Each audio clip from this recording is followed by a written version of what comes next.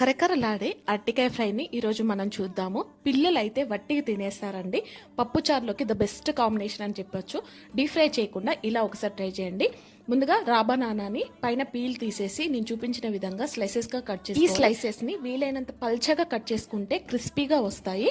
తర్వాత ఒక మిక్సింగ్ బౌల్లోకి 1 టేబుల్ స్పూన్ శనగపిండి, 1 టేబుల్ స్పూన్ బొంబాయి రవ్వ, 1 టేబుల్ స్పూన్ బియ్య పిండి వేసుకుంటున్నాను. అన్నీ కూడా ఈక్వల్ పోర్షన్లో వేసేసుకోవాలి. ఉప్పు, కారం, చాట్ మసాలా, ధనియాల పొడి వేసుకొని కొంచెం స్పైసీగానే చేసుకోండి, ఎక్కువ కారమే వేసుకోండి, బాగుంటుంది. ముందు ఒకసారి ఈ బనానా స్లైసెస్కి అద్దిన తర్వాత చేసి రెండోసారి కూడా ఈ పిండిలో కోటింగ్ అనేది చేస్తే ఈ ఉప్పు కారం అంతా కూడా ఈ బనానాకి మంచిగా పడుతుంది. తర్వాత నేను నాన్ స్టిక్ ప్యాన్ స్టవ్ మీద పెట్టేసి 1 టేబుల్ స్పూన్ ఆయిల్ వేసేసి ఈ బనానా స్లైసెస్ వేసేసి లో టు మీడియం ఫ్లేమ్ మధ్యలో ఫ్రై చేస్తున్నాను. మీరు బాగా క్రిస్పీ కావాలంటే లో ఫ్లేమ్లోనే చేసుకోండి, కావాలంటే ఓవెన్లో కానీ ఎయిర్ ఫ్రైలో కానీ చేసుకోవచ్చు.